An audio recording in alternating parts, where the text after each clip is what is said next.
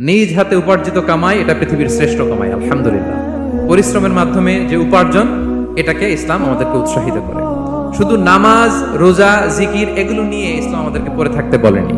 Quranic order হচ্ছে আপনার নামাজ শেষ, আপনি বেরিয়ে পড়বেন, কাজে বেরিয়ে যাবেন। ফাইদা কুদিয়াতিস সালাতু ফান্তাশিরু ফিল আরদি ওয়াবতাগু মিন ফাদলিল্লাহ। বিধানটা কার বলুন? আওয়াজ করে বলুন, বিধানটা কার? এটা কোরআনিক ভার্ডিক্ট, কোরআনের বিধান। নামাজ শেষ, গোল হয়ে বসে জিকির করতে বলা নেই আল্লাহ। আল্লাহ বলেছে ফান্তাশিরু ফিল আরদ ওয়াবতাগু মিন ফাদলিল্লাহ, জমিনে ছড়িয়ে পড়ো, আল্লাহর রিজিক তালাশ করো। নামাজ শেষ, বেরিয়ে যাবে। কৃষক চলে যাবে মাঠে,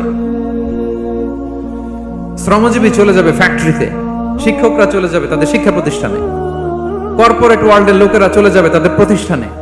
ডেভেলপমেন্ট করতে হবে, সিভিলাইজেশন করতে হবে। নামাজের পরে গোল হয়ে বসে থাকা চলবে না। কি ব্যালেন্স দেখেছেন ইসলাম?